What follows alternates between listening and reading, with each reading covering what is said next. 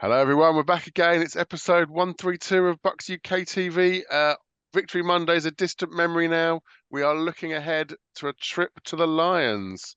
Now, we were fortunate enough to have a good chat with Brian Ford before the game last week, and as he reminded us, it's his favourite stadium for no apparent reason. Simon, the Lions. We know where it finished off last season. What do you think we need to be worried about this week? Well, I think this is the easy game coming up, to be honest with you. Ooh, I you think called it. that I think it's going to be a different world this weekend. I'm concerned about the running back Gibbs. I'm concerned about Amon-Ra Brown. I think it's going to be a tough day. I think it's a little bit. It's playing Man City away from home a little bit in my That's the eyes. colours as well, actually, isn't it? Yeah. Yeah. So it's for a Queens Park Rangers supporter. It's like drawing them in the FA Cup away, Yeah. really. Well, in their You know, defence, at least the Detroit Lions do actually have some fans. Oh, he didn't. He did. Yeah. I'm really not going to get into football smack yeah, talk. That's so not me. yeah. Adam, So obviously, Simon's mentioned some of the key players, but I think what you were saying last time about Cohen and the scheme. What sort of scheme? Is it more of the same for the Lions, or do we need to do something slightly differently? Do you think? I think if you look at where we were weak in the games against them last season, in the regular season, and also in the playoffs, the two things that we didn't do well, we didn't get off to a good start. And the other thing we did is we didn't really assert any authority in that sort of mid-range. So we could hit them deep, and we had a little bit of a run game where we struggled with sort of that intermediate 10 to 20 yard zone. So what that allowed them to do was push up the corners, apply the pressure, dial up the pressure. It made it all on Baker, all on running backs, or throwing it deep. And actually, the two things that we've got to buck. First of all, we've got to get rid of this 20 game streak of not scoring on the opening drive. We've got to go in there. Hopefully, we get the ball first. We march down the field. We score a touchdown, and we silence the crowd. Because if you allow the Lions to get 7 or 10 points in front, they're such good game managers. They will just shut us down. They've got the defense to really contain it. So we have to stay with them. We can't give them a big lead like we did in the playoffs. We can't give them a big lead like we did in the regular season. We have to just stick with them.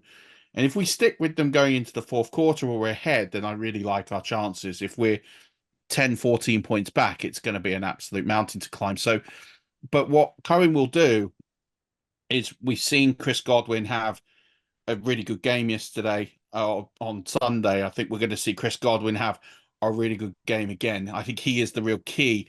We know Mike Evans can hit them deep, and we know Mike Evans is going to be up there. But actually, we need Chris Godwin to almost push back the secondary and keep them honest. And if we can do that, that's going to take some of the pressure off Baker. That's going to give Baker some time in the pocket to make his throws. And then, the other thing is we've got the size in Irving, we've got the size in White. These guys have to just continue to get into the second level, keep pushing backwards and just forcing them back. And we need those big, long, punishing Buccaneer drives that we've always been famous for. The 10-play, 13-play drives that go on for 7 or 8 minutes and just silence the crowd and just dominate the time of possession. I think if we could do all those things, and that's what Cohen's got to do. A quick strike every now and again is always good, but actually we need to go on those. We need to do the hard work, and it's going to involve. And I think you'll see a lot of Bucky Irving this week. I think you're going to see him really come up with some ingenious plays to just keep the chains moving, and just keep things moving and go for those sort of 10, 15-yard chunks and just move the field and move the ball. I think it's keep really good. momentum. I think it's interesting. You said about, on the one hand, pushing the secondary back, giving them something to worry about. That's absolutely right. But I also think there's something about that short passing game, like the sort of the slants. We're always rubber. The slants, when other teams do it against us, it's a high percentage play. Yeah. When you have Bucky on first down and he picks up 4, you have a slant that picks up 7, you've moved the chains. Kind of, we don't do those very well, and Godwin's excellent at them. Dare I say, he's far too brave going over the middle, more than anyone should humanly be. And I think I think something about those short plays. So I see maybe McMillan or someone like that that's maybe the person to stretch. Or again, I spoke last time about when we had Evans and Godwin on the same side. The tree options and the combinations you can run out of that is almost limitless, especially when they do that sneaky thing where you put one behind the other. Yeah, I almost like similar to, don't like ripping off other teams, but I actually think what the Baltimore Ravens did the second half against Kansas City Chiefs, we had Isaiah Likely going out wide, Justice Hill going out wide, and you had them on one side, and you had Bateman and Flowers on the other, and it was like, well, and you got Andrews in there, and you're like, it doesn't matter Can't where we cover cover, everyone. they've got a playmaker. And the thing is, the Buccaneers have got this. You've got McMillan, you've got Godwin, you've got Evans, you've got Otten, you've got White, you've got Irving. It's like, where do you stop all the? You can't. Like you've got to pick the sort of the least worst option. And the Buccaneers need to hit this advantage home. And I think I mentioned this on Monday that we're not great at scheming ourselves to the best of our abilities, and we haven't been for a few recent years. But I think Liam Cohen is responsible for Kentucky's two best offensive seasons in their history. He's responsible for the Rams and Cooper Kupp having one of the best seasons that he's had of his career. You know, if we're talking about, this guy has pure pedigree credentials in scoring points, and it's similar to Arians of scoring points is easy. And I think he's going to demonstrate that a lot this year. And I think I have a lot of confidence in him. It is very early in the tenure, so I don't want to heap all the pressure on him. But if he can come up and really just make some big plays or scheme some big plays, and just it's more about time of possession for me. That's what I took away from Sunday was really important. And I think if we can continue to just control the game and control the tempo in both the games we lost with them last year, we didn't have that. The Lions had all the ball, they had all the tempo, they controlled the game, and we have to break that cycle because the Lions are beatable. The comparison to Man City makes me laugh. They haven't won anything in forever, and they're a good team. They're a good team. There's no point that they were they're in the NFC Championship game. I'm not saying they're not, but they also have never won anything. And there aren't many teams in their division that are going to put them under pressure. So we need to make sure that we do that and silence the crowd in Ford Field. And we do that, we've got a great chance of winning this football game. That's a really good point about the early time. Marianna, in terms of who we want to step up, so we all know about Evans and we know about Godwin. Who is it we want to step up and elevate their performance this week? Well, I think Murf's already touched on it. We're definitely going to need our corners to step up.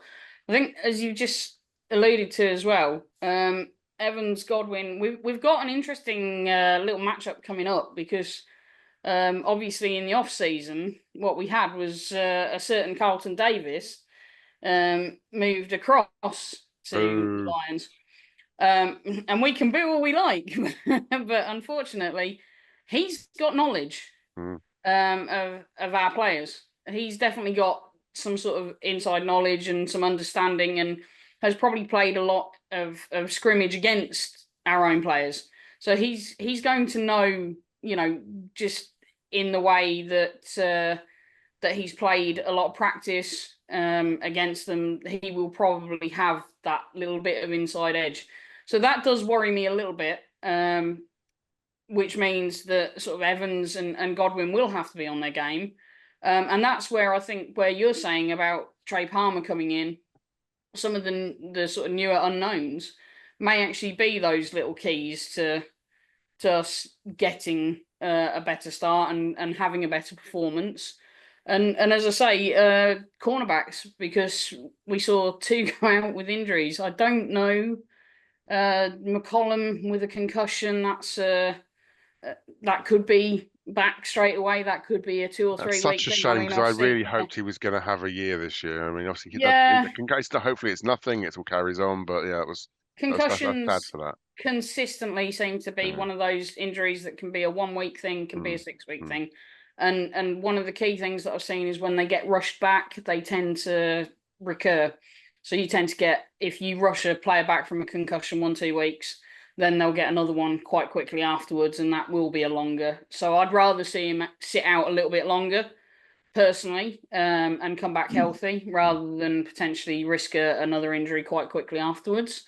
But then that puts all the pressure on potentially, someone like Funderburk, who is, great name, but not necessarily, the first pick in that sort of corner position. So, yeah, corners are going to have to step up. I mean, as you say, against players like St Brown, it's going to be a tough day for them. Simon, obviously we talked about St Brown and Jared Goff and that connection, and I think also Sam Laporta as well, someone to look out for. But you mentioned Gibbs earlier, and obviously people naturally focus in on Montgomery, but Gibbs is obviously also there as well. The running game for Detroit is something that could easily, a bit like Murf was saying, that's how we need to swallow the game up. They could easily do the same, couldn't they? Yeah, they did, and I think from the memories that I've got, I went to the Creamsicle game, the home game, and they were really on top. They were really on top that day, and even in the playoff game, I mean, I particularly was watching Penny Sewell in the line, and he was just moving across the line and all the way along the line. And I'd never seen sort of offensive line play like it, really. And I'd never really seen him as being a big star till that day. But he was manhandling us up the front. Gibbs was coming through. I think that I think basically our whole defense has got to come to the party, because it's going to be corners. We'll know by the weekend who's available, who's not, and who's coming through. There was also some concerning reports about Winfield left the game last week in a boot, and also Kalijah Cansey. Kalijah Cansey. I was really looking forward to seeing him this year. A little bit like you said with Zion. I mean, so he's got a calf injury again. Is that going to be a longer term thing again? Because last year it was 6 or 7 weeks for him to really get going. But obviously we want Diaby there. We want Cansey back. Yeah. Yeah, other people have got to step up. And as I say, I think we've got a puncher's chance next weekend. I think we've got a puncher's chance, and I think that. We'll see what our depth is like. We'll see what the depth is like on the day. But I think it's down to the D. As far as corners, we'll just have to see who we can put out there. Yeah, I mean, Murf said how he'd call it on offense. Let's pretend, Simon, you are now Todd Bowles. Obviously, the resemblance is uncanny. How are you going to call? How aggressive are you going to be against Detroit? On offense, on defense, yeah. Well, he only really plays one way, doesn't he? And let's throw the kitchen sink at it. Generally, he tries to rush with 4 if he can, but I think he can allow us to be aggressive. I think he can. I think like we say about things. Some people are going to get their yards anyway, and it's a case of how much you let them have. And it's trying to control it. If Cansey's back, then I think that gives us more power. I think last weekend I didn't really feel as though we had much of a pass rush. I know Joe Tryon had a better game, and that was great to see. But I don't think our pass rush really was that strong. They were long plays where we got that sort of pressure. Was it the sack? Certainly was a long play. It was the second or third player to get to the quarterback that ended up wrapping it and killing it. Yeah. I mean, again, Murf, if you've got inexperience or lack of depth at cornerback, logic might say, well, you do need to blitz it and blitz it and blitz it, but actually you could end up leaving them out on an island, couldn't you? You really could, and it looks like we're going to lose Bryce Hall to the season now. So it looks like he's pretty much done for the year, is what Todd Bowles is saying. And Winfield was seen recording this on Monday. We saw, he's been in the facility today in that walking boot. That doesn't look good. So for me, it's one thing to bring the corners and rush, but if you haven't got Winfield back there to protect the back end, or if you're bringing Winfield up and you don't have the coverage there, I'm starting to get really concerned with the depth now of what we do have there. And so I actually was taking a look at who we could go and get that would be good enough to probably walk onto a roster and play. And I know that the cap space is a little tight, but if we could find a way to get Xavier Howard in the door, that's a player who I think could fit this scheme quite well. He's not got a job. I'm not saying he can play on Sunday, but in looking at a player who is, you're talking about a 4-time Pro Bowler, you're talking about a player with immense pedigree who can take away the ball. He brings immediate threat and experience. I think the one thing this room doesn't have is experience. Jamal Dean's by far the most experienced player in this room. And I think you need to bring. We've done this the last few years. We've brought in an experienced, brought Richard Sherman in the Super Bowl year. We it's been our most inexperienced room for quite a while, and we try and bring I in. remember Revis Island. Yeah, exactly. So I think you've got these points where we have to be a bit careful with who we bring. And the other thing is as well, they've got the weapons to really open up those holes. So I wouldn't be going all out blitz, but I think we have to think about how we can keep the ball up the middle. And I'm not too worried about Montgomery. I think that's a player we can contain. I think you've got to worry about the perimeters, and I think Jameson Williams has got ways to beat us. I think that, but then you've also got the big body tight end Laporte who could just get in there and really sort of raise some havoc. And I could see situations where they move him out wide and becomes a mismatch on someone like Itzian. And they're the kind of mismatches where he gets out there and he flattens Itzian, and you're like, okay, well, this is all over. So we're going to need to do something creative. And if I had to pick a guy, yeah, so I was just saying, because Izzian was picked on last year a little bit, wasn't he? yeah, he was, and I think he's going to be the target again this year. And unfortunately, you have Dean, who I think is a pretty good corner, but he gets handsy and he will give away PIs. I also think Carlton Davis will do the same. So, I think Carlton Davis is going to give a PI up to Mike Evans because he will get handsy, and that's where the scrimmage element actually will go in our favour a little bit. If Mike can get a bit in his face and push him like they have done, you get away far more in scrimmage than you do in a game. So, but yeah, it's going to be a tricky game, and from that side. But this is where Cohen and Co should go with the philosophy of we need to score 36, 40 points. Because I was going to take. we're probably I going think to that's right. 40. So start thinking about your score predictions, Marianna. I'll come to you first because, as Murf just said, it sounds like what we're saying is to win, it might have to be a shootout. Yeah, we definitely need to score. I think the really key point is that fast start, and we're just not consistently not getting it. So let's hope that this is the game that turns that around. If you're wanting a score prediction off me, Oh, you've got to put your money where your mouth is. There's no over under here. I want numbers. I'm going to go for a bit of a shootout. I think Baker has another good day. I think Evans and Godwin and McMillan have another good day. Let's say we take Detroit once again to overtime. They went to overtime already, so let's take them to overtime again. I'm never going to predict a Bucs loss because I just can't do it. So I'm going to say it's going to be 24-27, and we'll win it with a field goal in overtime. Oh, okay. I mean, if you're worried about injuries now, you want to try and make them play 5 quarters. Okay, we'll see how we get on. Simon, how do you reckon it's going to go?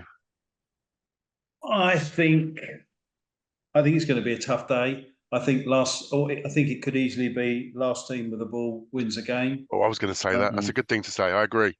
Sorry, okay. And I am going to go because we matched our picks, our scores last time we were on, and we were both hopelessly wrong. But I'm going to go Bucs 30. No, Bucs 33, Detroit 30. Oh, I am gonna go. I'm going to go like a 58-yarder as time expires.